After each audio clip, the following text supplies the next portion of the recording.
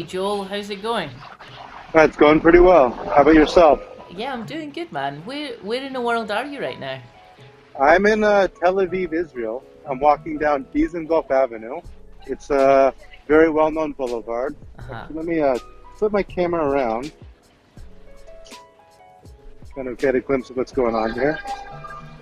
It's about Nice. 5 p.m. It's about 5 p.m. on a Friday, The and so cocktail hour.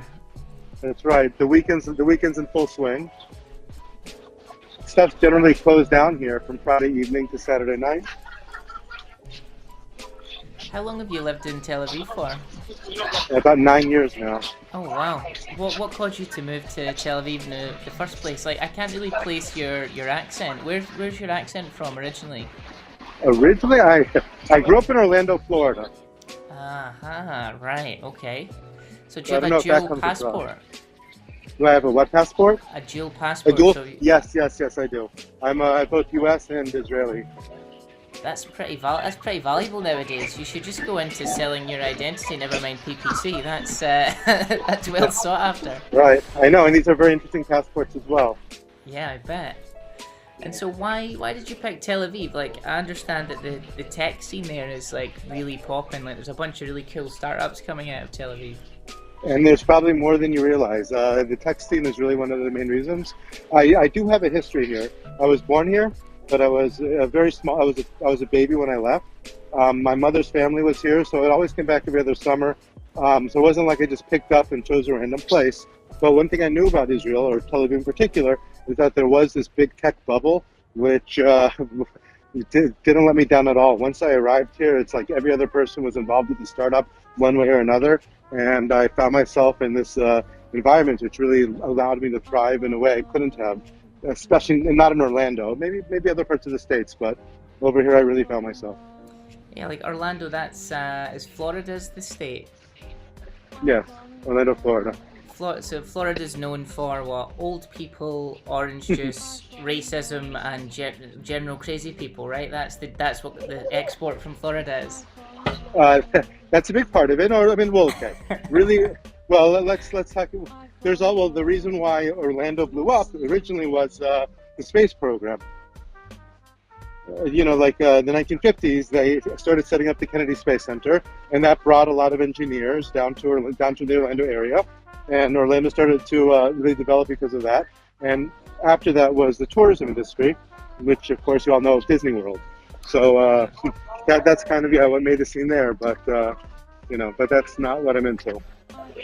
So how did you get started in PPC in the first place? Has that always been your sole direction when it comes to digital, or have you been dabbling in different channels? Like I'd be fascinated to hear how you first opened your first AdWords account all those years ago.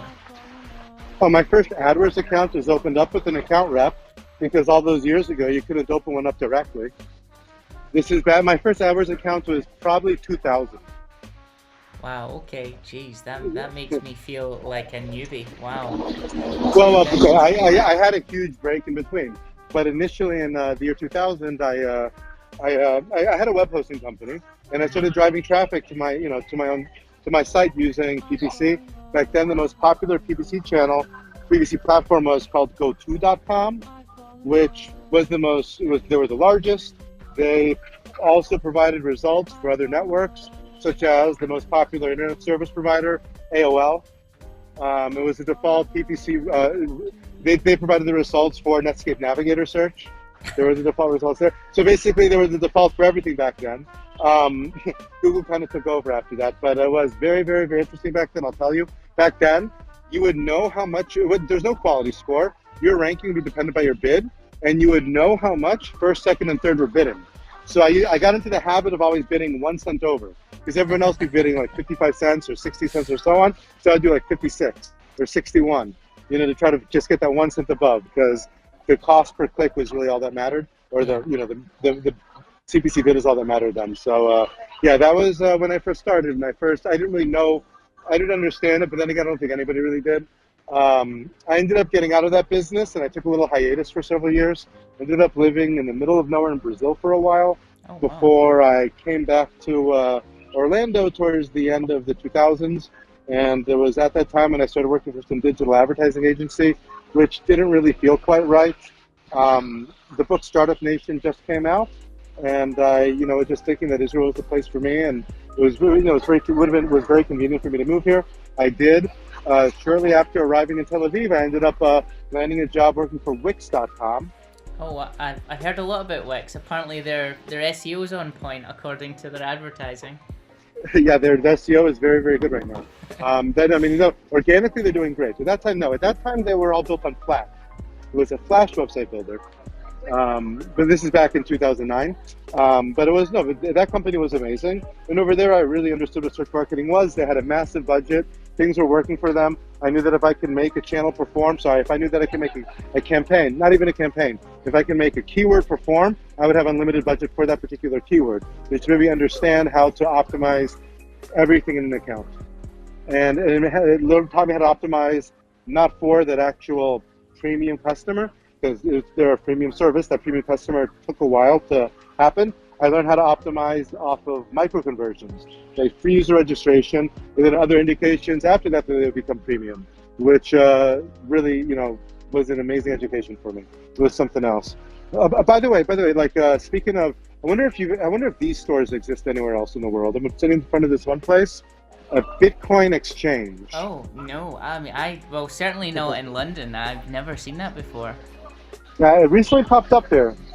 I think you could buy Bitcoin from that little ATM inside. Whoa, so what can you go? You can trade Bitcoin in there, you can get it out. Are you into crypto? Have you done any of that sort of stuff?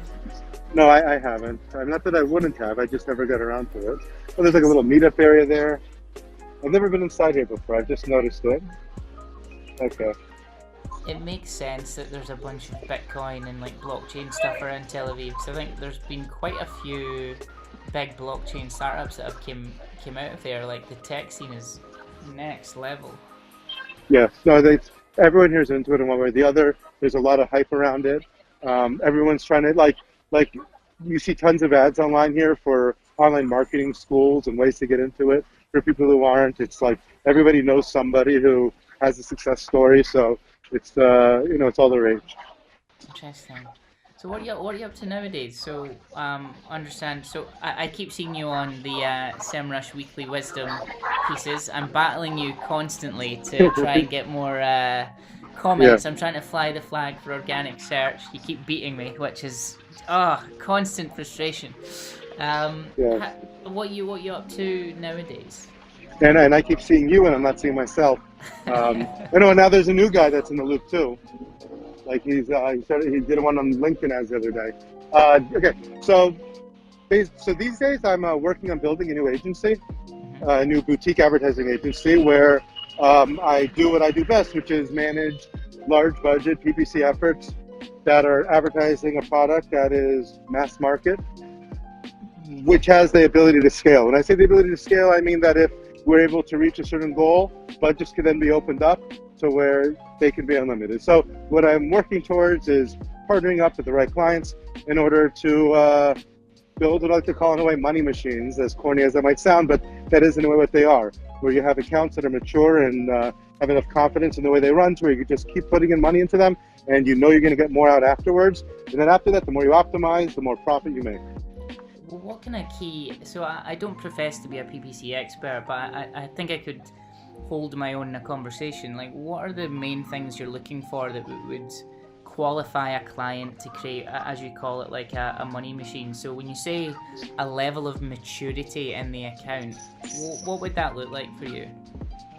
That would basically mean that the restriction on the amount of money we could put into it is limited by the market. In other words, if we're reaching our goals and we're profitable, there's no reason to just open up the budgets and spend as much as we can, because more will come out. And so mass market, we're talking things like consumer, not consumer packaged goods. It could be what? Give me an example of what would be mass market.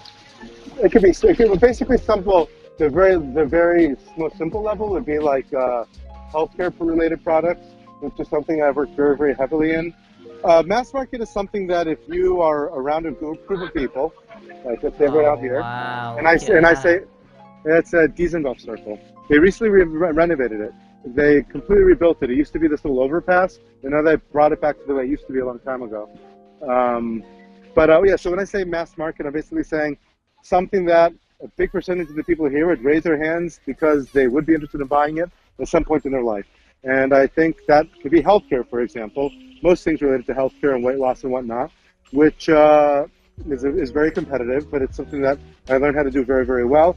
And also certain business-to-business services, like a website builder, like Wix, for example, that is business-to-business, but it's mass market because it is sort of like the lowest common denominator of business. Every business needs a website, and they provide it very simply. So in a way, it's also mass market, and also they have a higher user value. So that's sort of what I mean.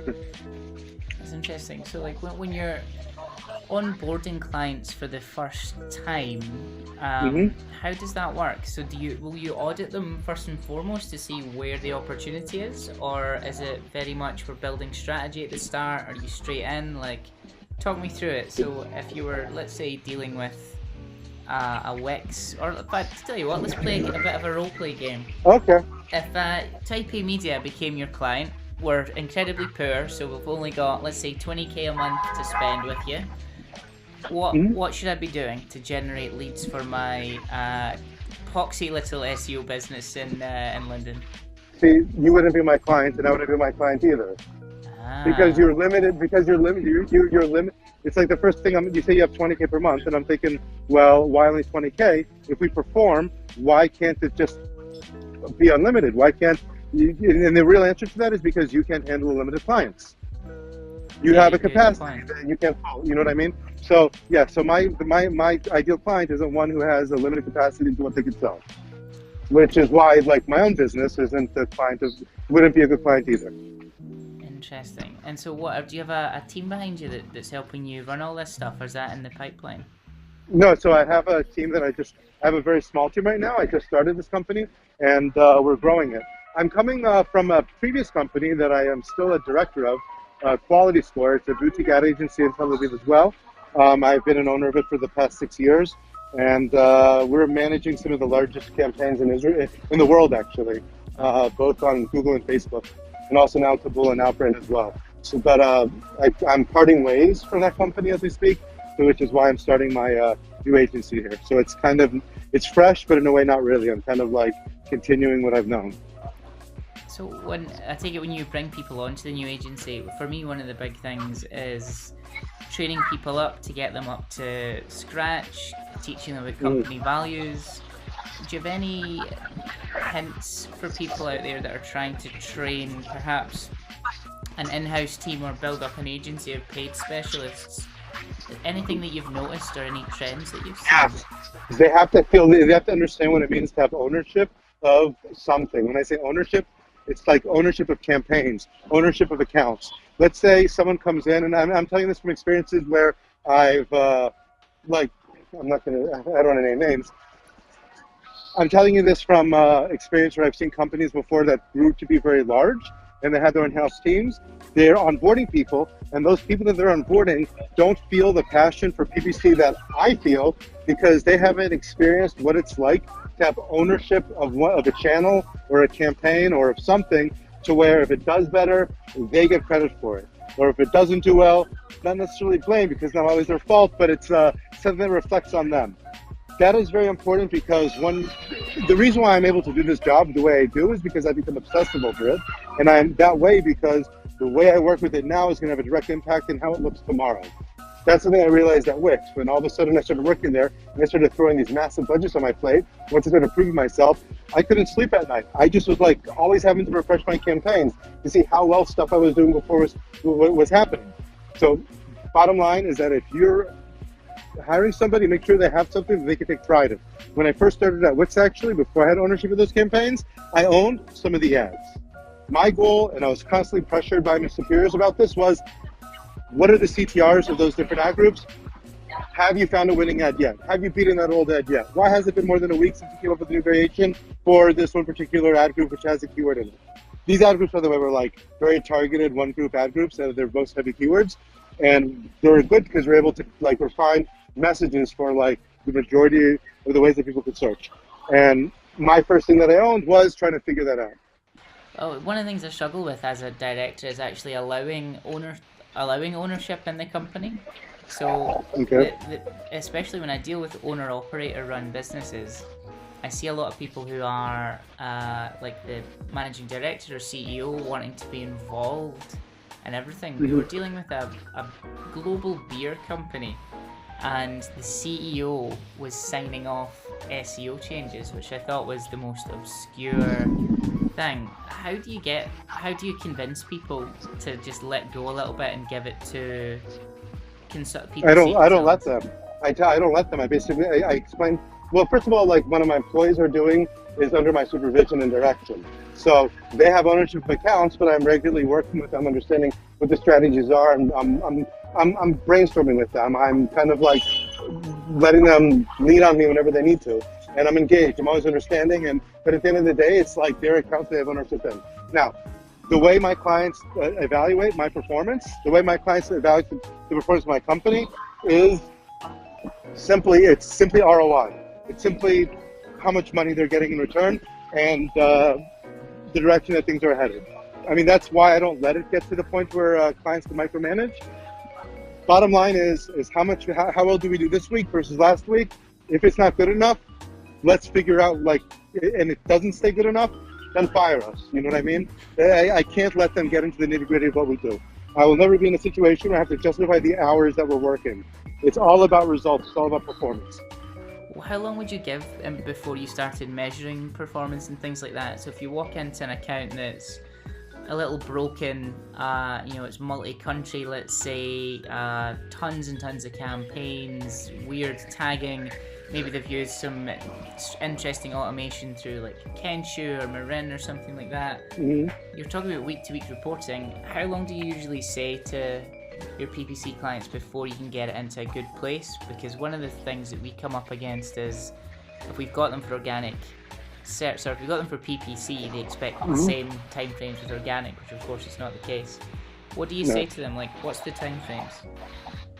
Well, first of all, the one I will say that I will answer you one way for everything you just asked, except for one thing.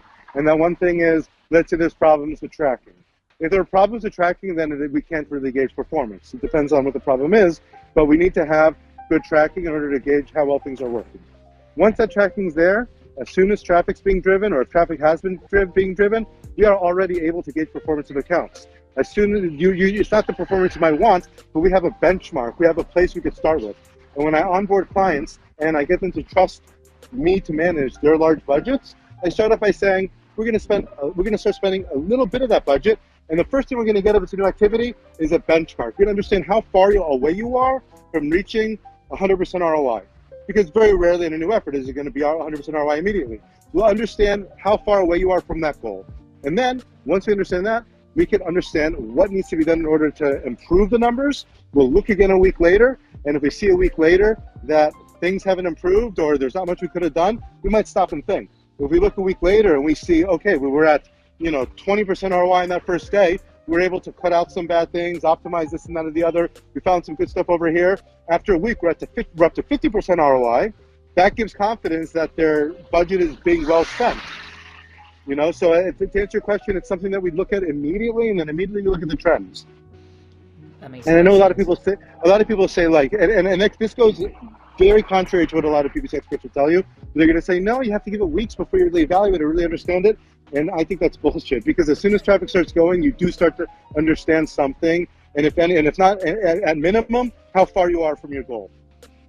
I love that as an ethos. That makes so much sense. So when it comes to any sort of PPC stuff, is your prerogative to get them to a place where you can just it's so heavily optimized that you can just start uncapping budgets, and just then, depending on what the marketplace does, you'll always catch the upwind of that. Is that always your strategy? Well, that's my strategy with search, because the search average was PPC search. Because with PPC search, you're targeting. PPC search works when people are searching because they desire something or they want to buy something. It doesn't work so well to convince people to be interested in something that they didn't want. So with PPC search, let's say all your keywords are profitable, all your main keywords, the amount you could sell is going to be limited by how many people are actually searching. Display advertising or Facebook advertising or content advertising, on the other hand, reaches people who don't know what they want. You take them and you make them aware of something, and then give them desire it, take interest in, and buy it. When you're doing that, you're not limited by your market share. You're growing your market. You're growing the market. If you follow me, when you're doing that, let's say you're selling a particular item and you have such a good funnel and you're advertising in very, very broad ways, and you're able to convince people to come and buy it. You're creating a new market. So where does display and social advertising fit into your kind of marketing mix then? So one of the things that I used to take. Watch my weekly wisdom video, by the way. This week's weekly wisdom is about how to choose the right PPC channel. Next week's, it's about how to choose the right PPC channel depending on the intent of your users, their state of mind. And about social and display advertising, it works best for people who are of a different state of mind. Why? With social and display advertising, you are generally reaching people not based on what they want or are looking for, but by who they are. And when you're showing ads to these people, you're not showing ads to people who actually want to take action and buy something. You're showing ads to people you're showing ads to people, and these ads need to take the role of convincing people to click by enticing them that they have a problem, and then have very good sales copy that convinces them that you have a solution to the problem and makes them want to buy it. So when it comes to things like your sales copy, have you went on like courses to learn this stuff? Is this just the last 20 odd years of experience? Are you doing landing page optimization as well? Are you complete funnel end to end? Like where does it start and stop for you? Well, look, it starts with driving traffic. It finishes with the sale.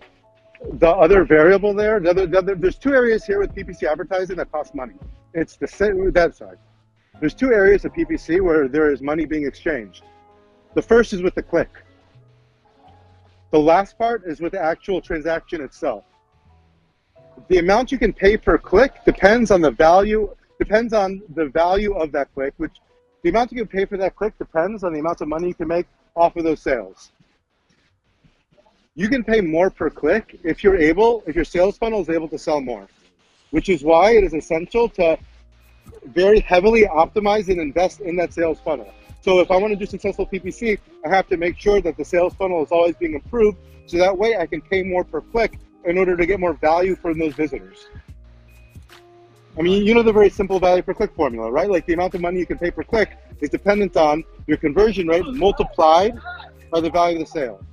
Yeah, absolutely. If you're selling something that's worth, yes. Well, one of the interesting things that I've kind of noticed when it's like I'm really looking forward to your weekly wisdom piece, because it's one of the things that anyone who worked in paid search, I used to wind them up, and I used to say things like they were using metrics looking at display like view through conversions. And I'm like, come on, man, view through conversions. Who are we claiming got that search? What kind of stuff do you use to measure things like display, for example? Is it, I imagine, mostly engagement-based metrics? Well, I mean, it depends on what I'm doing with display, but what I do mostly with display is direct response. So I'm looking for sales or leads. I'm looking for conversions. You know, it's very rare that I've ever done anything that was related to branding, you know, where view-through mattered. So if that's the case then, so are you, and as an organic guy, I'm fascinated by this. Display in 2019 is alive and well for direct response. Is that what you're saying? That's my bread and butter, yes. But in order to make it work, in order to make it work, you have to be able to have sales copy that is able to take these users and convince, because the traffic is very, very broad. So if you have something that entices the general population to buy, display can work. Like, you know what the type of stuff that can be sold in display advertising? As seen on TV products, for example. Stuff that like, you know, like you're up at 2 a.m. and then you're enticed by some product, something weird for your kitchen, and somehow like the sales guy on the video, it just convinces you to pick up your phone and make that purchase. That's the sort of thing that can be sold with display advertising when millions of people are seeing those ads every few days. Fascinating. Not something niche. Not something niche. By the way, I do want to correct myself with one thing. Now with the Google Display Network, you are able to pick.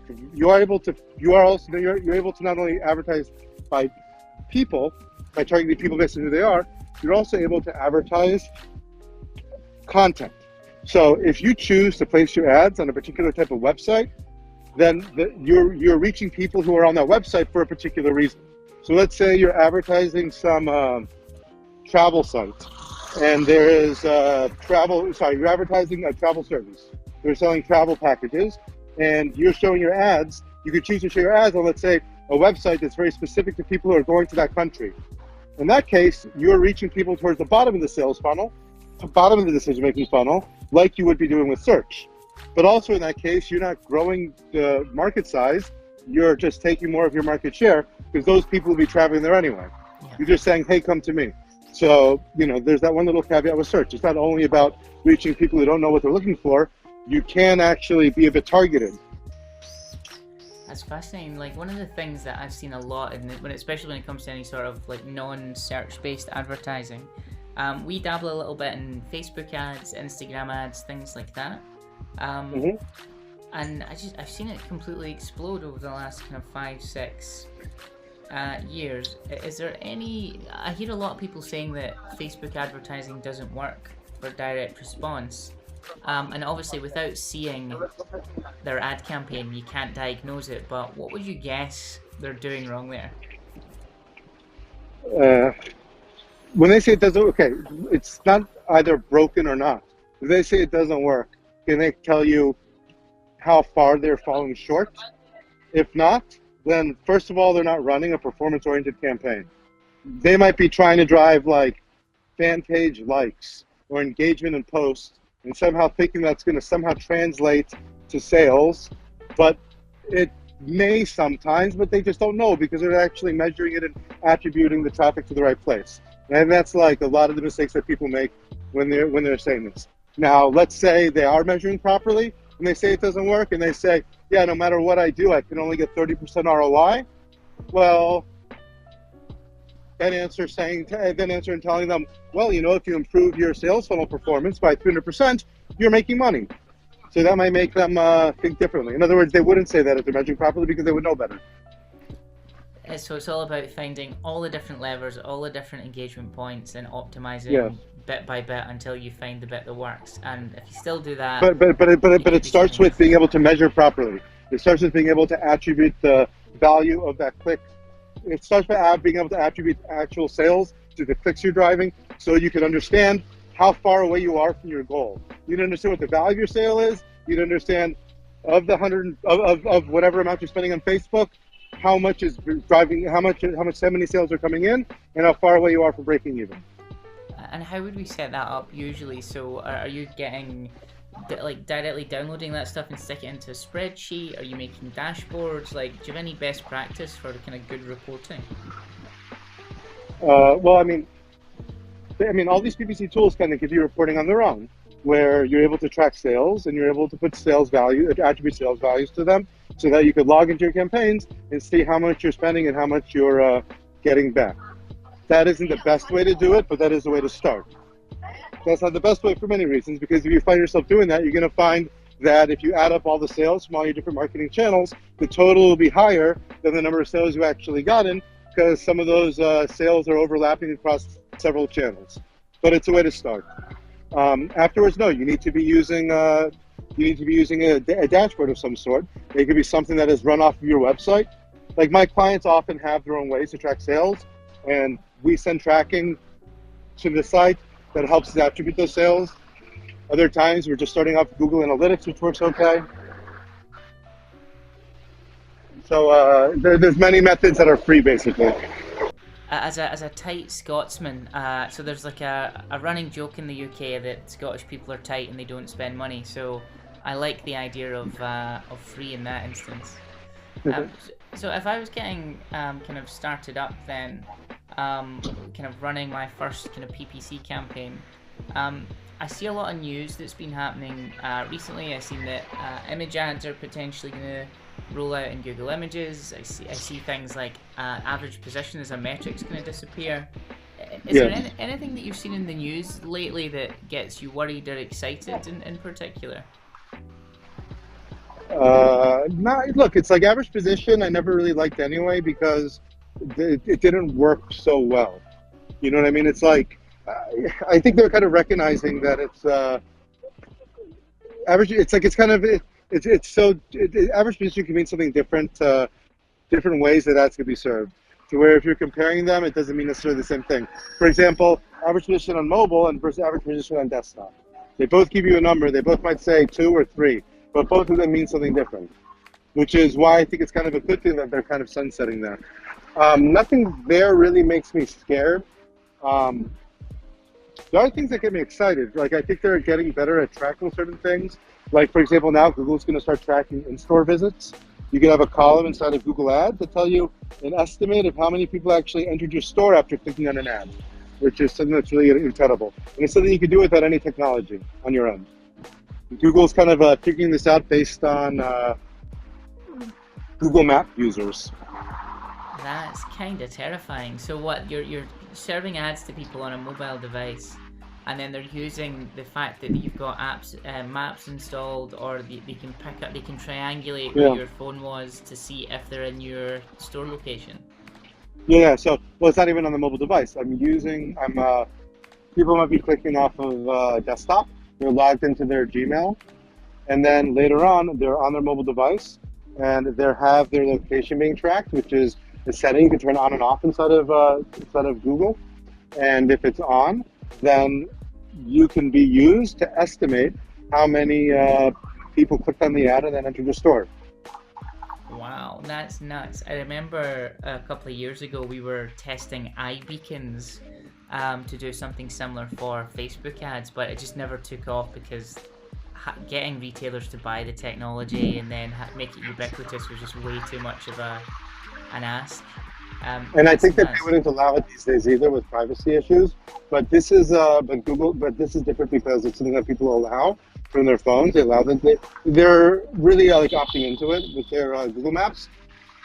And also, it's something that doesn't require any technology from the advertiser. Google knows because of Google Maps.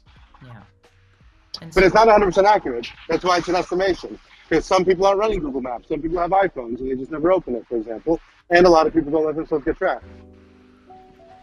So, like, when it comes to driving footfall, like, do you do a lot of those sorts of ads for your clients, like driving in store? So, imagine if you're dealing with some of the biggest brands in Israel and in the world. Is that something your clients care about? Is that are they at that level of maturity? No. My clients I don't have a single client with a storefront. So that's not something. That's just it's almost digital or shipping stuff. Interesting. Have you ever done anything for yourself, like affiliate-wise, started stores, anything like that? No, I did try some stuff with affiliate before, but it wasn't.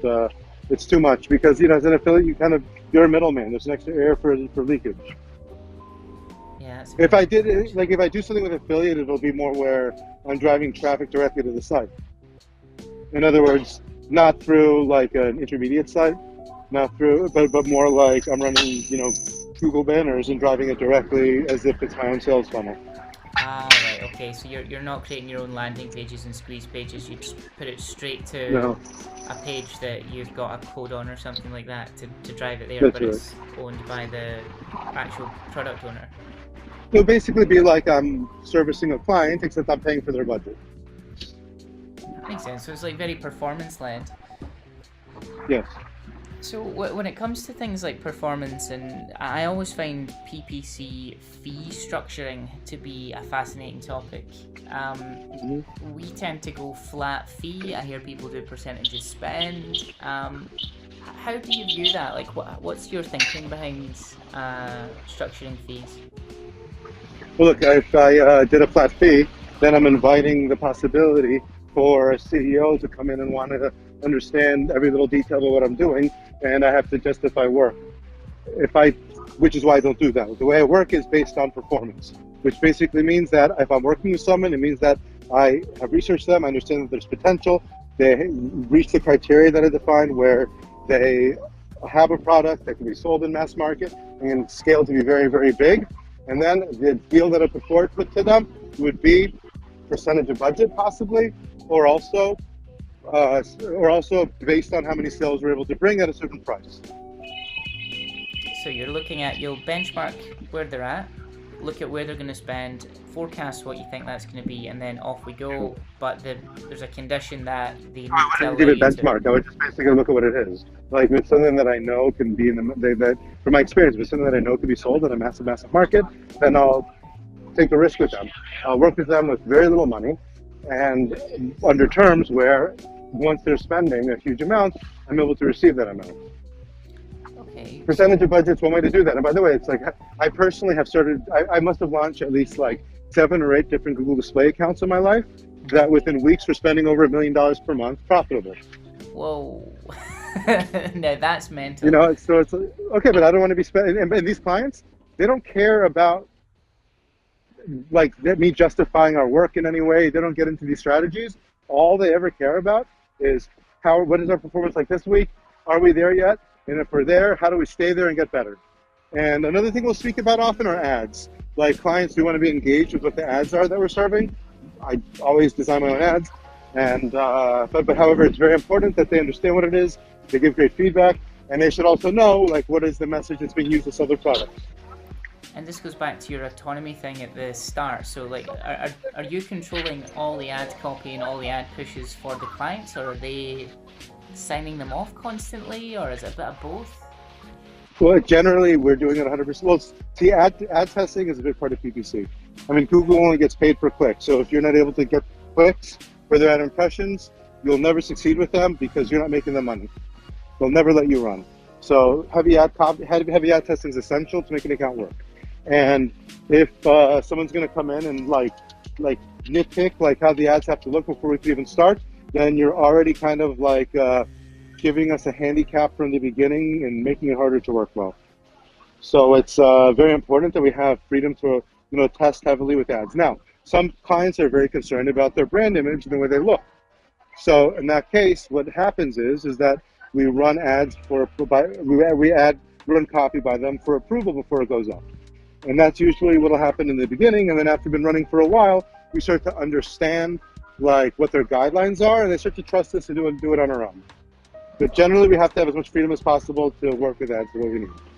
And are you using any tools to help you kind of do that? Are you an AdWords editor guy? Are you using Kenshare or any of these things? Like, what does a professional like yourself use to get the most out of your day?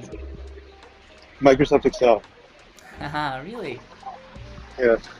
And that is so. In terms of what hardware are you using to run Excel? Do you have some crazy souped-up computer that can reposition a satellite? No, actually I do, but that has nothing to do with this. Like Google and Facebook these days, back in the day it was more difficult where they wouldn't really serve very complex reports. So you'd have to kind of like segment stuff yourself. But now Google especially lets you like make very detailed and segmented reports on their own reporting section and then download them to Excel. In other words, it used to be that if I wanted to like take data and manipulate it, I'd have to download it and then manipulate it in Excel, which would be difficult. Now they kind of do it for you, and then you can download it. Like the Google reporting, Google Ads reporting now supports pivot tables, for example. Oh, okay. So you can use the kind of power of kind of cloud computing to get as much data in whatever view you want, and then get the segment of data you want into Excel, so you can start using it. That's right. Yeah. So see, when you're actually making these ad changes, though, what if you need to make thousands of ad copy changes? What are you doing there? Is that just a long weekend, or how are you doing it? If there are thousands of if it's like the same change across thousands of ad groups, it's a piece of cake. I download all the ads into Excel. These are thousands of ads, and I simply filter out that one particular variable that represents the old ads, delete it, and then put in the new ones into the same groups. It's just like messing with Excel. That's all it is. It's so fascinating. So a lot of guys I speak to get really hung up on technology, but you're literally running millions of dollars a week by how much does Excel cost nowadays? I think you can get it for like $10 a month. That's right. $10 a month, right? And actually, I'm starting to warm up more towards Google Sheets. Google Sheets. Oh, Well, yeah. you're speaking to my heart now. I love me some Google Sheets. That's all my weekly wisdom videos have been Google Sheets. Oh, good. No, because they say, like, for example, they now have, like, you can now, like, integrate analytics into it. Interesting. So when it comes to like doing a lot of this measurement stuff, are you doing like multi-funnel attribution stuff, multi-channel attribution? Sorry. Um, Yes, you have to. so how do you go about doing that if you've got thousands and thousands of data points, but you're just using Excel? Do you have a particular way that you do it? One of the big complaints we Yeah. get from clients is we keep using last click, and it doesn't No, tell the whole you don't. picture. Yeah, well, you can't use last click. I mean, it's like, for example, if I start pushing display ads very heavily and making people aware of a certain product, a lot more people are going to be searching for the brand. So if it's a branded term, you can never use last click because those people already know you, and those people are coming to you because they've heard of you from somewhere else, and the attribution should be given to that other channel. So in that situation, last click deserves very little credit. So you would change your attribution dependent on if it was brand or generic, and if it was search or Yes, display. yes, I did. And it's the type of search, the type of display. Like if it's display like remarketing, is like branded search. You know what I mean? Like if it's remarketing, it means they've already been to the site, they've already been warmed up, but that remarketing ad is giving them an extra push to come in. Now, how do I actually give those values? It's very difficult myself. I do have data analysts that work with me that help me understand these attribution models because I'm not a mathematician, so I do rely on a lot of help. Also, when it comes to, you asked about technology and tools, when it comes to bidding on, let's say, 60,000 website placements that got traffic and deserve bids, I have the same data analysts that help me with algorithms that I plug into Excel to give the right bid. It gets very difficult when websites when you're dealing with low stats, which happens in the majority of placements that the site bids on. It gets more difficult when there's changes in trends and so on. So this is stuff that I get help with, but I think maybe to answer your question, I think the help that I'm getting is kind of what's getting me past needing the technology. It's expertise that helps us.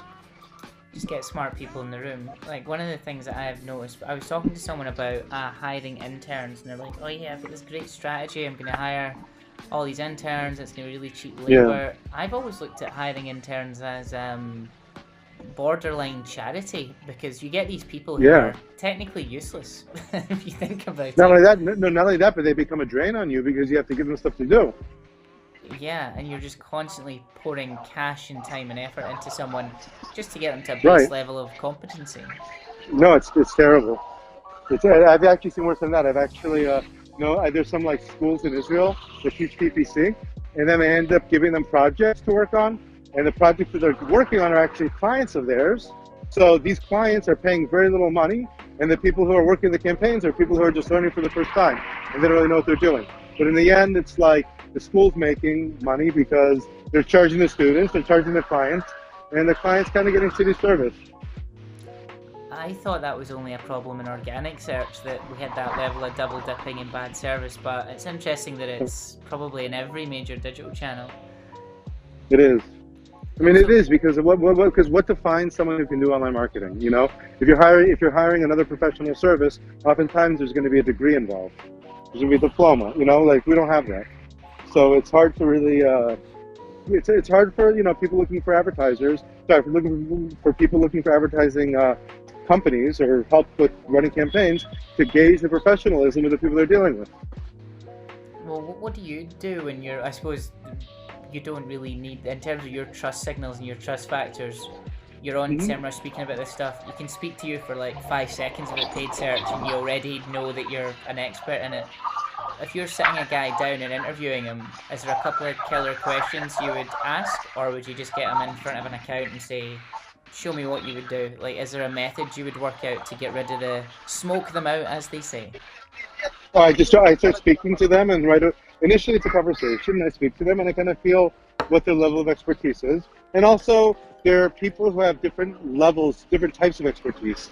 Like, for example, some of the campaign managers that I hire have no idea how to write ads, and they don't know how advertising works, but they're extremely analytical, and they know very, very well how to understand, how to do proper bidding and campaign budget allocation and multi-attribution funnels, while other people might not have those analytical skills. They might be very good at communications, at sales copy, and that could work very well for, optimizing ads, social media, and also content marketing, which is where copy is really king.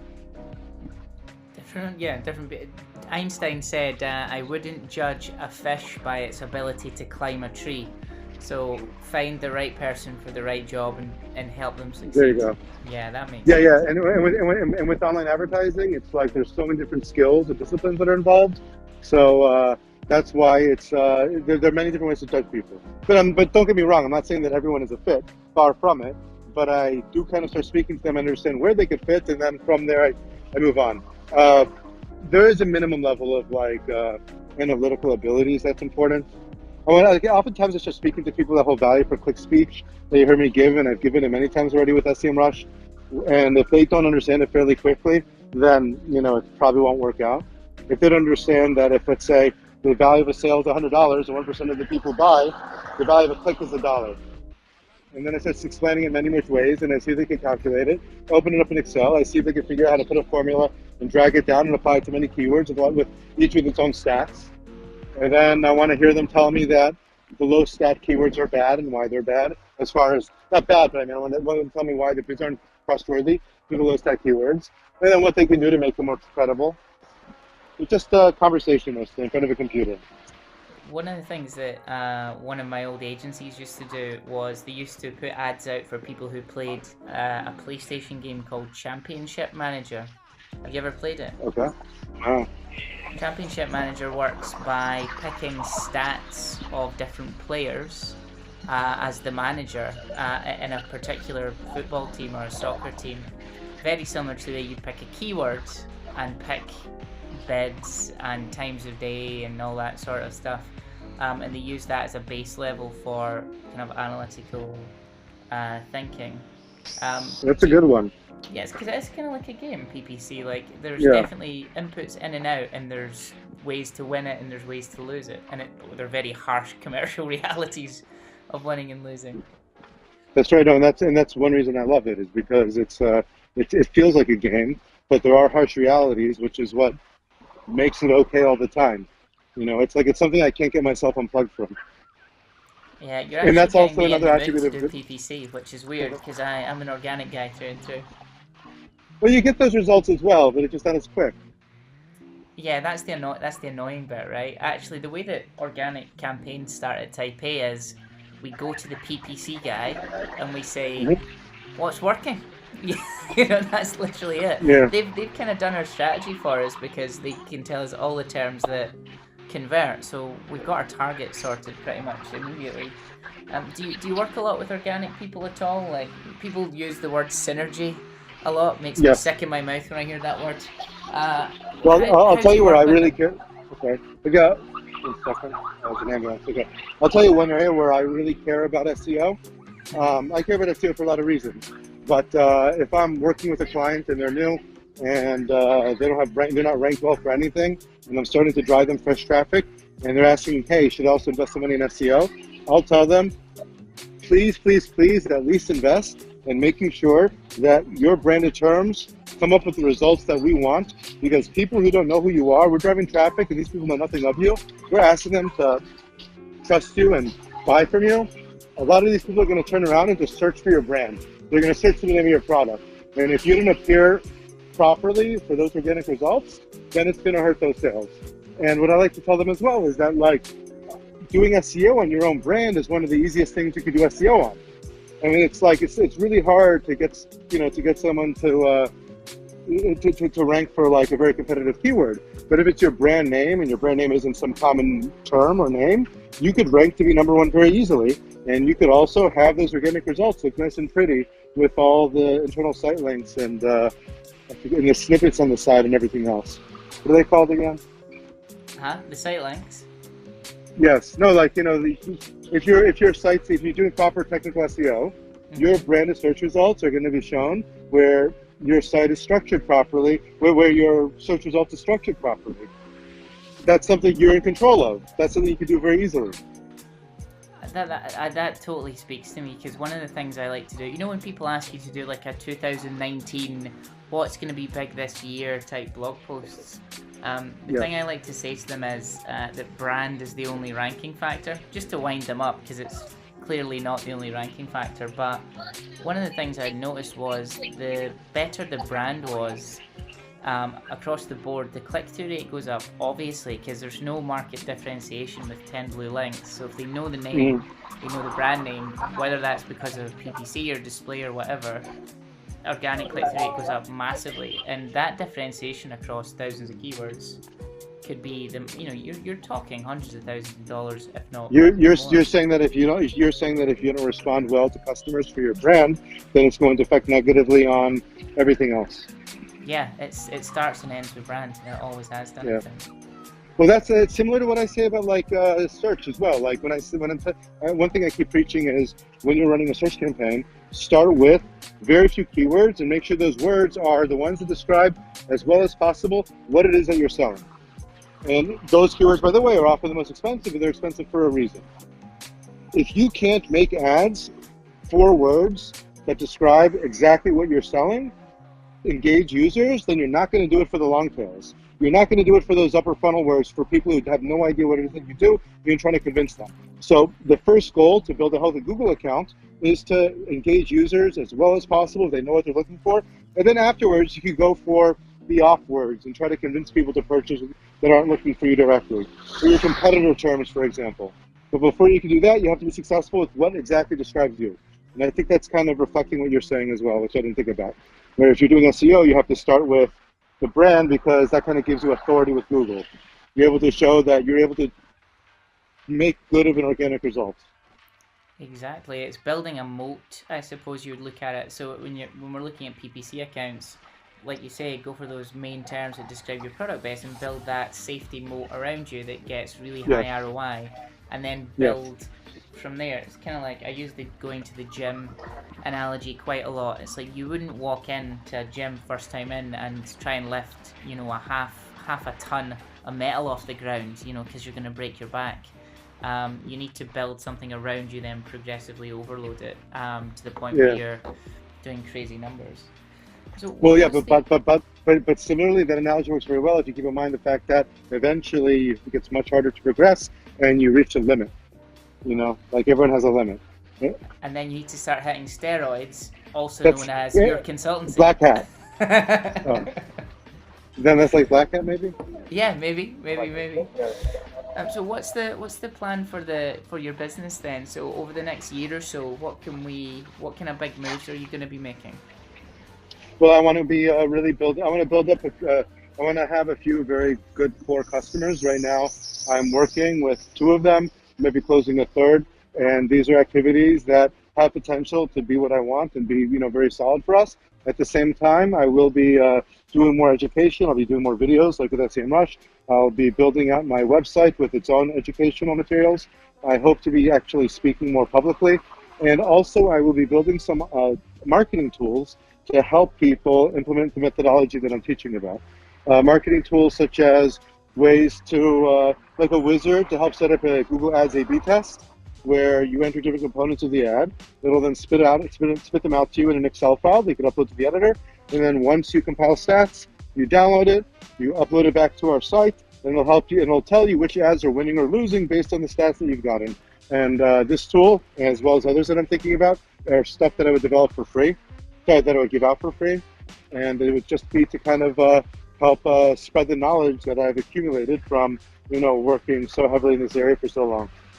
Are you sure you're not an organic search guy? Because that sounds like you're building link-worthy content to rank for a bunch of keywords. It's the same thing in a way. It really is the same thing. I mean, it's the same thing because it's all about responding to people who are looking. It's all about giving the right answer for a search query. For if someone looks for something, show them what they want and give them as engaged as possible. And I think if it's organic search or PPC, it's similar. The difference is that Google wants you to do PPC as well as possible. Google does not really help you much on SEO, No, they're not known to enjoy SEO people. One of the things that they care about technical. Ah, Sorry. They care about technical SEO. they do, because then they can crawl your site, extract Right. it, and then turn it into their own knowledge graph and not need to drive traffic to the end user site. I'm a little jaded. Well, I feel that the sun is slowly setting behind you. What have you got planned for the rest of the evening? Anything fun happening? Well, I'm meeting up. Yeah, I'm going home and have dinner with my wife. Afterwards, I'm going to meet a friend of mine for drinks. He's an interesting character.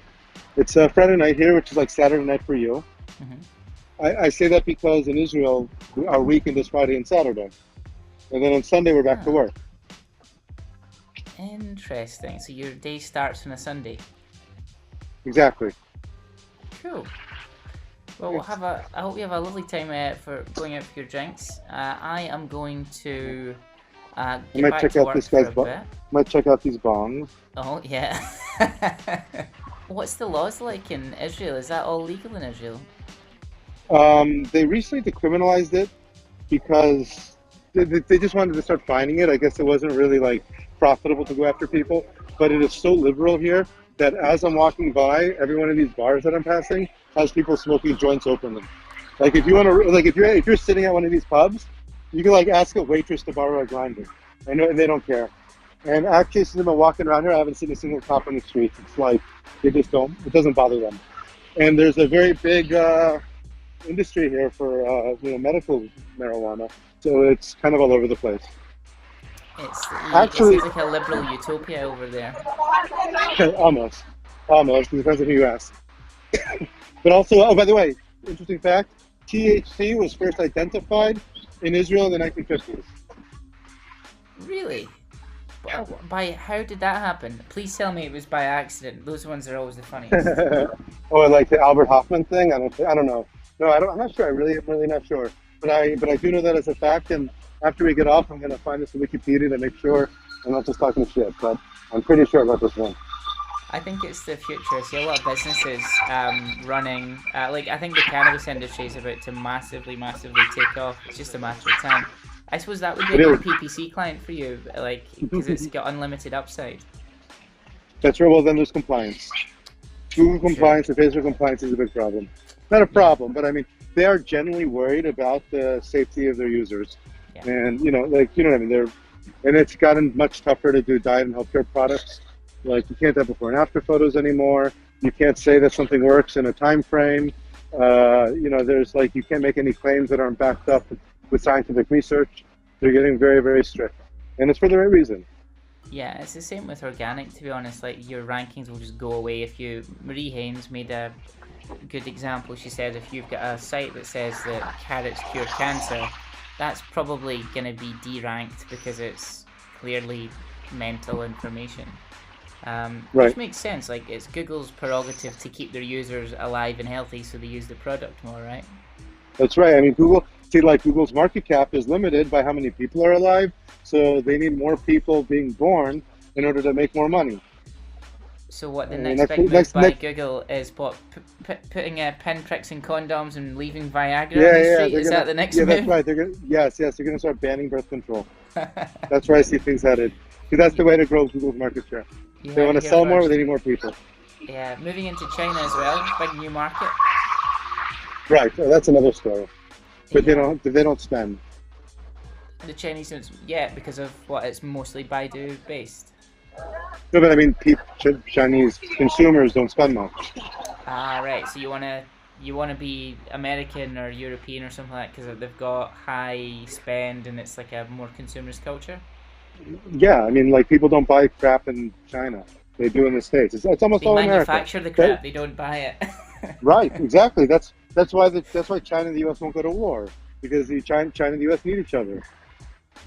The U.S. is feeding all those people over there. It is, but it's sad but true. But something about Americans is that they're conspicuous consumers. They'll just buy anything on a click.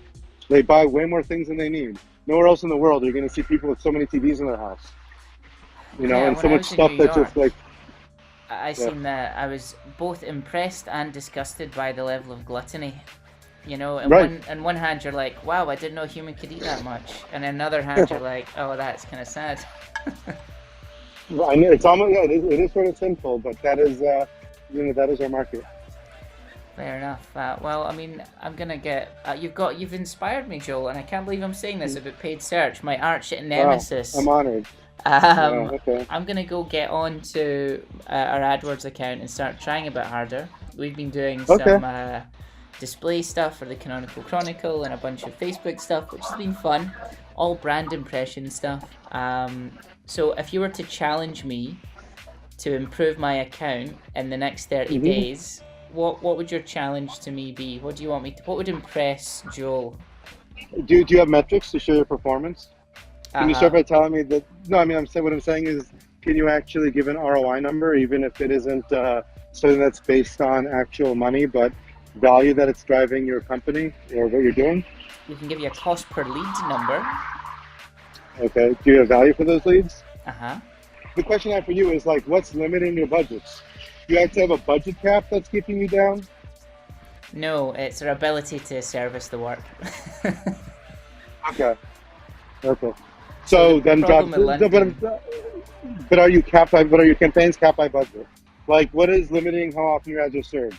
Is it a budget cap or is it, it's yeah, it's or are they budget. open? No, it's a Is budget it cap. budget cap? Yeah. It shouldn't be. If it's limited by your ability to serve, then you should lower bids. And then you should have a higher ROI. If that's the case, then you should be paying less per lead. You shouldn't be capped by budget if you're profitable. Say If you that have too again. much Wait, wait, business, wait, wait, wait, wait, wait. You're blowing my mind. Go back. Say that again. you shouldn't be capped by budget if Uh you're huh. profitable. If you're profitable, then you should be then increase your ROI by cutting your cost per lead.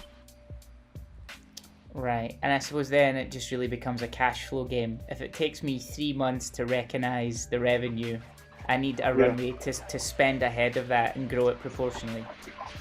that's right. But then you That can then you can cut your bids and then you pay less and you get fewer customers.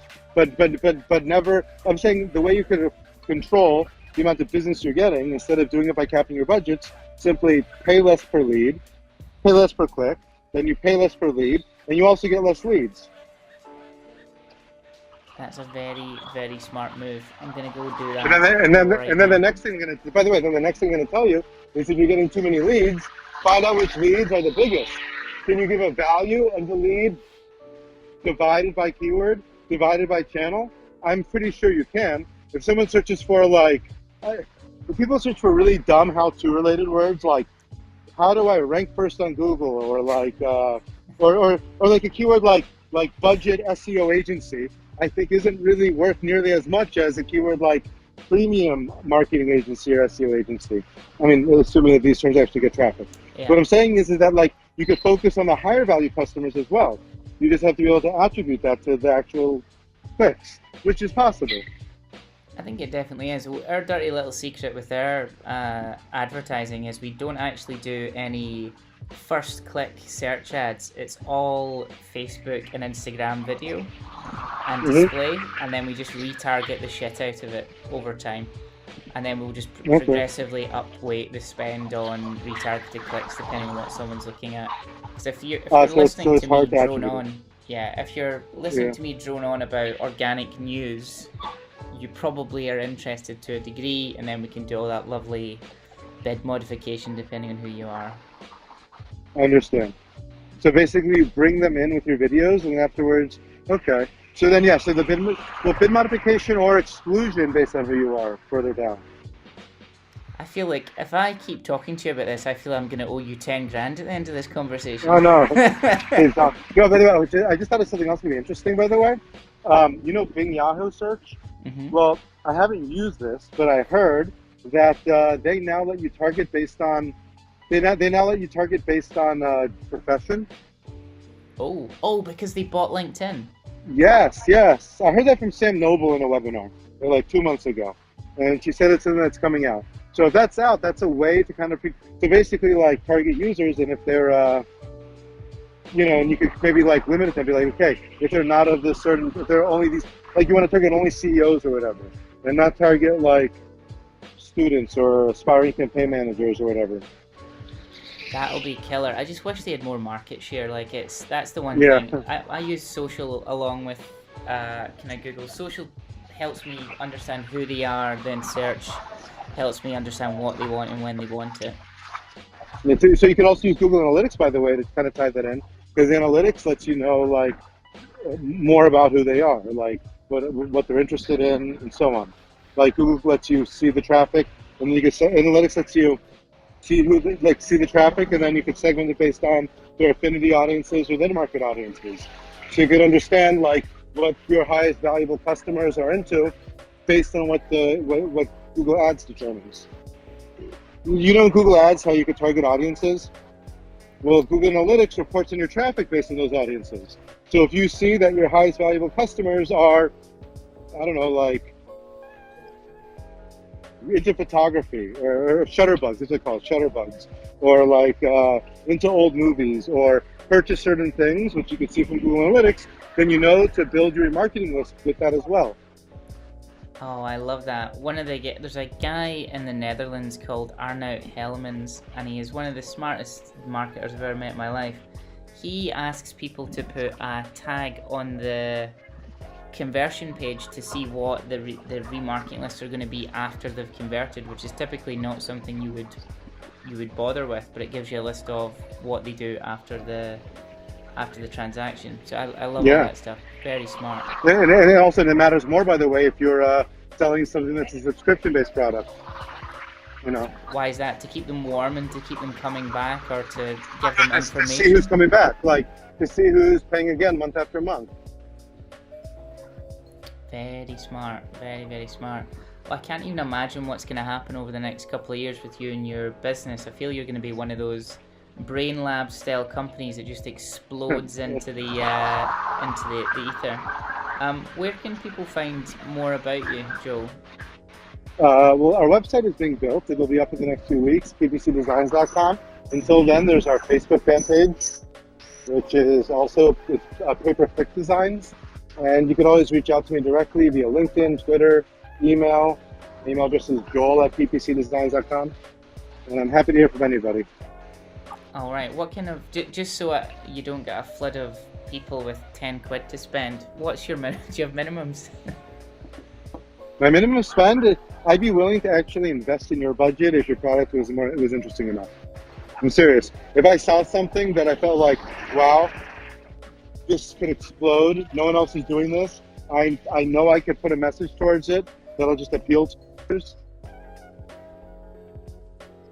Okay, my wife is calling.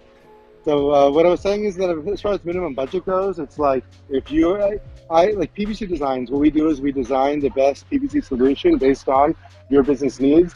We find ways to align our interests with yours. If you're brand new and have something that's super promising and looks very interesting to us, we'd even be willing to invest budget into making that happen. If you're already established and already spending well, we'd find ways to help you grow and achieve, like even higher, goals, and align ourselves in a way that we also get paid based on how well you do.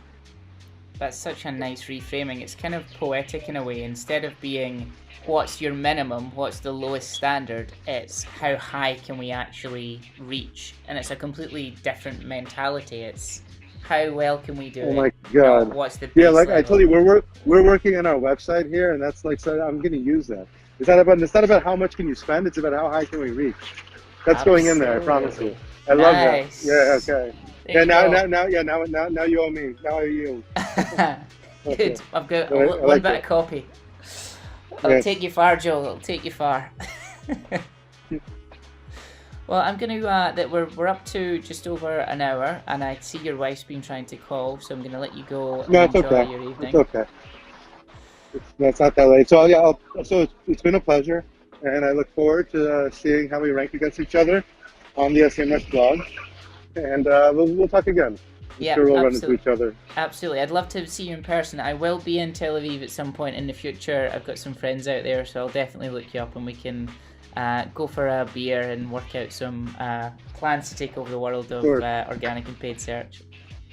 Excellent. I look forward to it. Cool. We'll do that. This has been brilliant, man. Thank Bye. you so much. I'll see you later. Bye.